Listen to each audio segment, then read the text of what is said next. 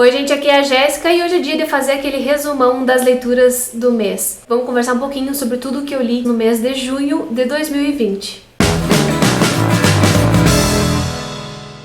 Já adianto que tem muita coisa aqui nessa pilha, muito mais do que eu costumo ler, no meu ritmo de leitura mesmo, mas é porque durante o mês de junho eu resolvi fazer uma semana de leitura mágica em que eu me propus a pegar um livrinho fininho durante 7 dias. Então seria 7 livros para 7 dias e eu só escolhi coisas muito pequenas mesmo para poder ler e dar conta desse volume de leituras. Então não se assustem nem se comparem caso os nossos ritmos de leitura sejam diferentes e caso vocês não consigam fazer uma semana de leitura mágica, porque isso não tem nada a ver, cada leitor lê no seu tempo e tá tudo bem. Mas antes de mais nada, se tá chegando agora no canal, seja muito bem-vindo, muito obrigada pela companhia. Aproveite para dar uma olhadinha no conteúdo que eu produzo por aqui. Se gostar, se inscreva, porque isso é muito importante. Deixa o joinha e compartilhe esse vídeo com quem também gosta de ler, porque isso ajuda muito na divulgação e no crescimento do canal. Vou deixar aqui embaixo no box da descrição o link para que vocês possam ver a sinopse e valor de cada um desses livros que eu vou mostrar por aqui, porque eu não vou ficar falando tipo resenha, né, sobre eles, mas se vocês quiserem saber mais, tá tudo aqui embaixo. E se por acaso vocês forem comprar algum desses livros, se puderem utilizar meu link, vocês me dão uma pequena comissão por isso, sem gastar nada a mais na compra que vocês fazem, e isso ajuda na manutenção do canal. Algumas dessas leituras eu já comentei num vlog que eu fiz durante a semana de leitura mágica, então vou deixar o link aqui e vocês podem conferir caso ainda não tenham visto, porque lá tem as reações mais instantâneas, né, momentâneas, até mesmo de expectativas que eu ia criando ao longo da semana e que depois se comprovavam ou não, era completamente diferente. Isso eu acho sempre divertido de acompanhar. Mas vou tentar não me alongar muito nesse resumão, porque tem bastante livro e não quero que o vídeo fique insuportavelmente longo. A primeira leitura do mês de junho foi então o Amada, da Toni Morrison, que eu ganhei de presente da Jalusa, que é uma querida inscrita aqui do canal, e eu fiz questão de ler esse livro assim que ele chegou, e foi uma das melhores coisas que me aconteceu. Achei esse livro perfeito em construção, acho que ele é realmente uma obra-prima da literatura do mundo inteiro, e não é à toa que a Toni Morrison recebeu o Prêmio Nobel da Literatura, né, gente? Eu acho que, mal ou bem, esse tipo de prêmio indica alguma coisa, e dentre elas, a qualidade dos textos que a gente encontra, na maior parte dos casos. Com a Toni Morrison é assim, eu acho ela maravilhosa, eu acho que ela escreve primorosamente. Eu gostei demais desse livro. Eu ainda acho que O Olho Mais Azul me impactou mais. Não sei se foi pelo momento da leitura, se foi pelo tema, ainda que os dois livros tenham temas muito recorrentes, né, como a escravidão, como o racismo e a vida das mulheres. Aqui eu achei que ele é um pouco mais obra literária, sabe? Aquele lá tem uma carga muito grande de ativismo pra mim, assim, minha impressão de leitura, né? E aquele me fez muito mal, um mal necessário pra gente pensar sobre as estruturas racistas que estão aí na nossa sociedade, né? E esse aqui, ele me encantou, porque apesar do tema super pesado, ele consegue trazer uns elementos fantásticos pro texto. Eu acho isso incrível, não tava esperando nada disso na leitura, fora toda a beleza da prosa que a Toni Morrison escreve. Tem uma personagem aqui que me encantou demais, que foi a Baby Shucks, que é a avó, né, uma das matriarcas aí da história, e eu acho que ela é absolutamente maravilhosa e que tem umas percepções de mundo assim que deixam a gente encantado, sabe? E ela fala muito sobre amor, amor próprio, auto-amor para as pessoas negras e como a relevância disso é grande. Pretendo falar sobre ele aqui no canal em breve, então vocês me aguardem, porque esse livro precisa de um vídeo mais específico, de tanta coisa que ele tem, mas é uma obra perfeita, personagens maravilhosos, inesquecíveis, enredo também muito bom, fecha redondinho. Assim, gente, obra-prima, tá? Então fica a recomendação desde já e aguardem, porque deve sair um vídeo do quadro Feito por Mulher ainda dentro do mês de julho. E eu levei um certo tempo lendo esse livro, tá, gente? Não pensem que ele foi digerido facilmente. Eu levei mais ou menos umas 2 semanas. E aí, então, chegou a Semana da Leitura Mágica. Quando eu acabei esse livro, eu fiz a Semana da Leitura Mágica. Ainda que eu tivesse começado um livro ali naquele meio tempo, eu resolvi fazer essa Semana da Leitura Mágica pra aproveitar o finalzinho do mês. E durante esse tempo, eu consegui ler o Helter Skelter, que é esse mangá. Foi minha primeira experiência com esse gênero e eu gostei bastante. Já falei também sobre ele lá no vlog. Ainda não pensei em como fazer um vídeo só pra ele, mas assim, assistam lá o vlog que vocês vão ver um pouquinho mais sobre esse tema. E eu acho que é uma bela porta de entrada pra tratar temas difíceis com adolescentes, por exemplo, como a questão da autoimagem, especialmente a autoimagem do corpo feminino e das expectativas surreais que implantam na gente e que a gente fica tentando alcançar e que é praticamente impossível, né? Então acho que pra quem gosta desses assuntos é uma baita pedida e eu gostei bastante dessa leitura.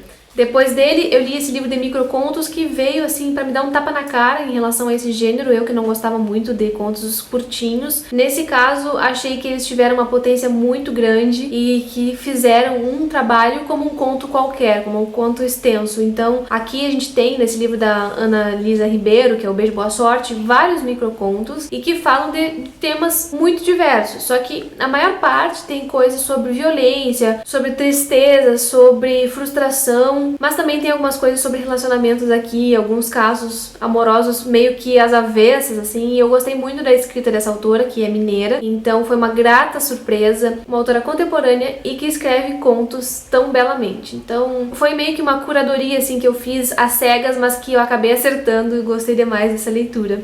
Em seguida, eu peguei o Ideias para Adiar o Fim do Mundo, esse livro de ensaios do Krenak, que é um pensador brasileiro, né? E indígena, isso é muito importante de ser dito. E aqui ele fala sobre como é importante a gente pensar novas atitudes para que o fim do mundo não aconteça. O fim do mundo aqui não com sentido bíblico, tá? Mas no sentido de que a gente está esgotando os recursos naturais da Terra, tomando posse dela como se ela fosse uma coisa a ser dominada, sendo que a gente faz parte dessa natureza e não enxerga isso, não enxerga como ela é benéfica pra gente e como a gente deveria lidar de uma forma muito diferente, uma forma saudável e boa pra todos os seres, né? Não só pra gente. Então o Krenak tem muito a apresentar também, gostei muito dessa leitura. Mais adiante talvez a gente converse sobre ele num vídeo diferente um pouquinho, um formato um pouquinho diferente. Então não percam as próximas aventuras aqui no canal. E depois disso eu li A Vida Privada das Árvores, que sempre fica bem claro aqui quando eu gravo, estoura a luz, mas tudo bem. Nesse caso aqui a gente tem literatura chilena, feita pelo Alejandro Zambra, que é um escritor contemporâneo também, e pasmem, né, pra minha surpresa, eu gostei dessa história, que é uma história que não tem nada do que eu costumo gostar nas histórias que eu procuro ler, e assim, gente, que escrita bonita, que habilidade narrativa tem essa criatura, eu fiquei realmente encantada, assim, é um livro que a gente vai lendo sem maiores dificuldades, ele não apresenta tanta coisa na estrutura, diferentemente da Toni Morrison, por exemplo, que no começo eu senti uma certa dificuldade de acessar o texto e continuar a leitura, porque ela tinha vários trancos. Aqui não, aqui a escrita é super fluida e ao mesmo tempo bem sensível, assim, ele fala de um drama familiar, um drama de um cara que tá esperando a esposa voltar pra casa numa certa noite e enquanto ela não volta ele escreve um romance e ele tá ali cuidando da filha dessa mulher, enfim. É uma história que fala de pessoas, não tem nada de extraordinário aqui, mas ao mesmo tempo eu gostei tanto, sabe? É meio paradoxal isso, porque geralmente tem algo nos livros, alguma coisa me puxa muito fortemente, tipo um enredo muito bem feito, um personagem marcante, ou a própria escrita, mas nesse caso acho que tem mais da escrita, do estilo narrativo, do que propriamente um enredo, sabe? De qualquer forma eu gostei bastante, acho que muito mais do que bem aproveitar o tempo se vocês passarem com o Alejandro Zambra, então eu recomendo a leitura e espero também ler outras coisas dele, já tem um outro livrinho aqui, quem sabe eu leio em seguida também.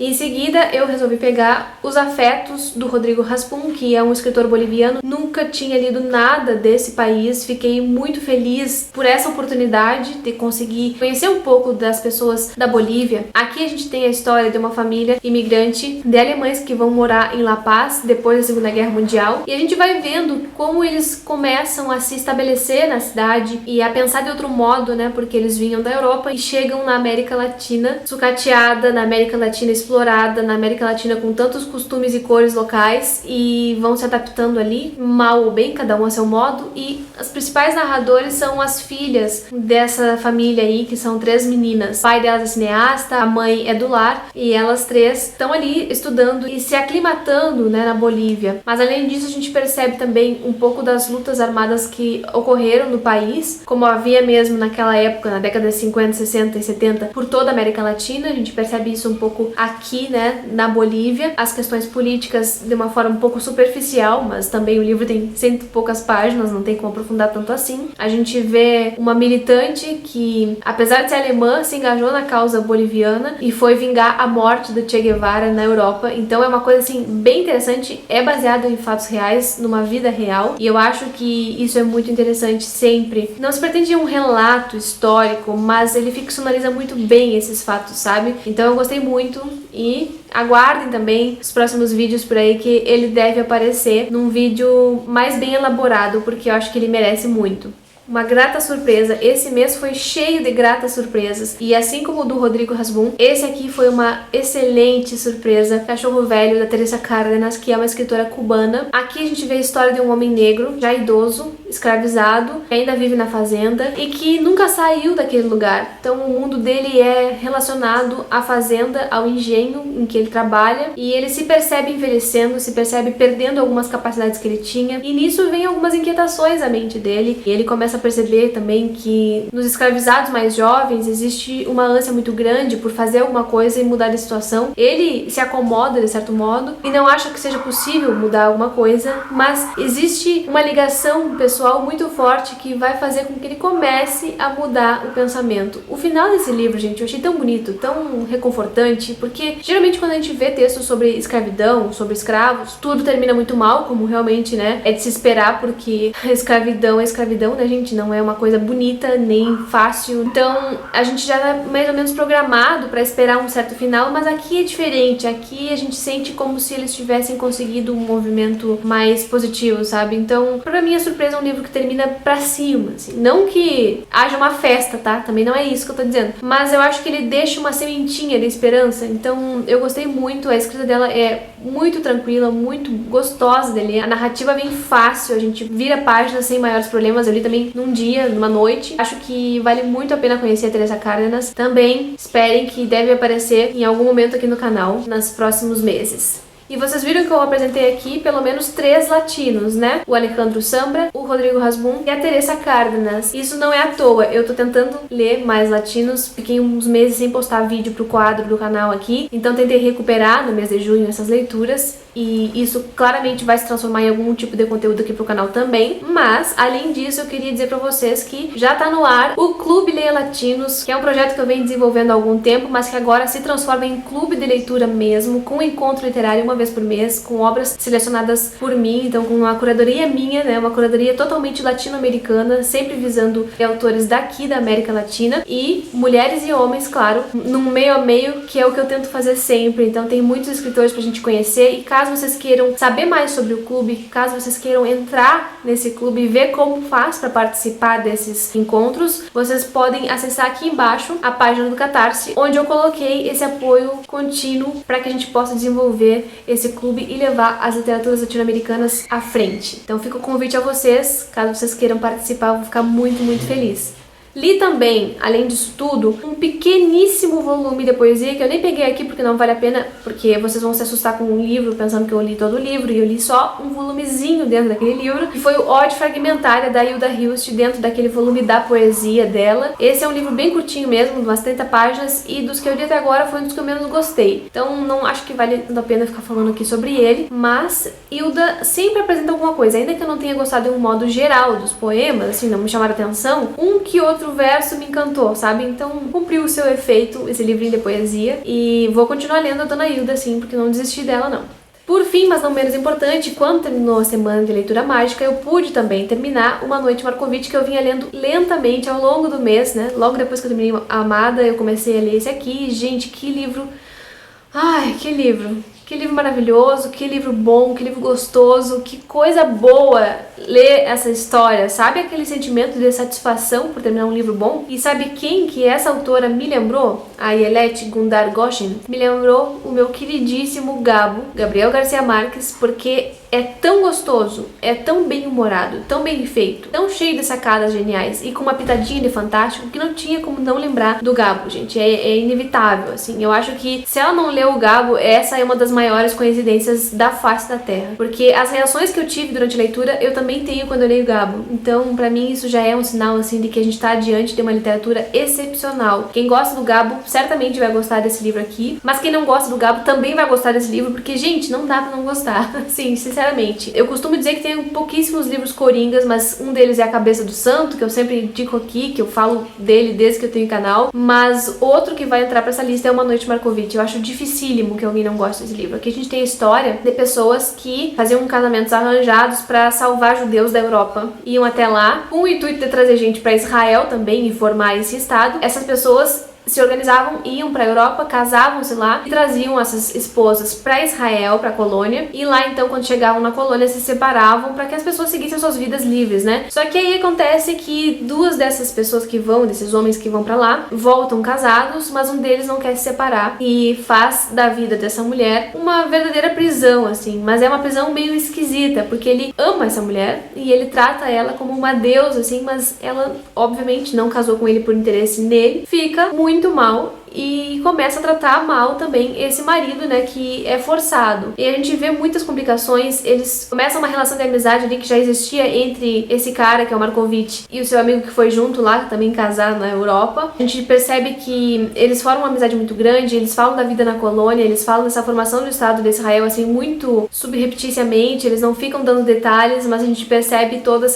esses intuitos nacionalistas, né, de formação de um país. E, além disso tudo, é muito bem humorado. A gente vê várias relações de amizade, de família, modos de ser e de agir que são diferentes do que a gente tá acostumado. Uma das personagens que eu mais gosto é a Sônia, que ela é uma mulher maravilhosa, assim, e o que eu acho divertido é que ele sempre descreve ela que não era tão bonita, que fugia aos padrões impostos pela estética, ainda assim ela era uma mulher encantadora. Eu acho que é um livro tão cheio de símbolos bonitos, tão leve ao mesmo tempo que ele trata de temas sérios, que, assim, é uma obra perfeita mesmo. Tem 400 páginas, mas assim, a gente não quer largar, sabe? Então é uma leitura que eu recomendo muito e com certeza em algum momento eu vou voltar para falar sobre ele aqui com vocês de uma forma mais decente, para que vocês possam sentir todo o amor que eu tenho por esse livro.